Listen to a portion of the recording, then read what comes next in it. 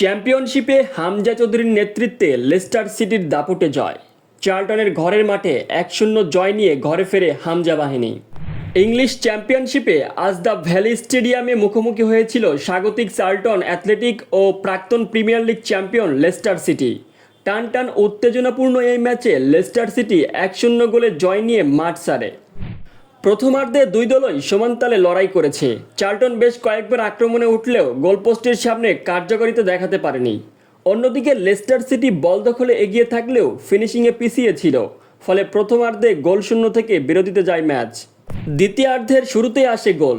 খেলার 48 মিনিটে তরুণ Ghanaian winger Abdul ফাতাও চমৎকার এক সুযোগ কাজে লাগিয়ে লেস্টারকে এগিয়ে নেয়। এই গোলই শেষ পর্যন্ত ম্যাচের ভাগ্য নির্ধারণ করে দেয়। মাঠে লেস্টার সিটির নেতৃত্বে ছিলেন অভিজ্ঞ মিডফিল্ডার হামজা চৌধুরী। ক্যাপ্টেন হিসেবে তিনি রক্ষণভাগ ও মাঝমাঠ গোছাতে গুরুত্বপূর্ণ ভূমিকা রাখেন। বিশেষ করে শেষ দিকে যখন চার্লটন একের পর এক আক্রমণ চালায়, তখন চৌধুরীর নির্দেশনায় লেস্টার রক্ষণ শৃঙ্খলাবদ্ধ থাকে। গোলরক্ষক জাকুব স্টোলারচিক ছিলেন ম্যাচের আসল নায়ক। পুরো ম্যাচে তিনি অন্তত 6টি নিশ্চিত গোল রুখে দেন।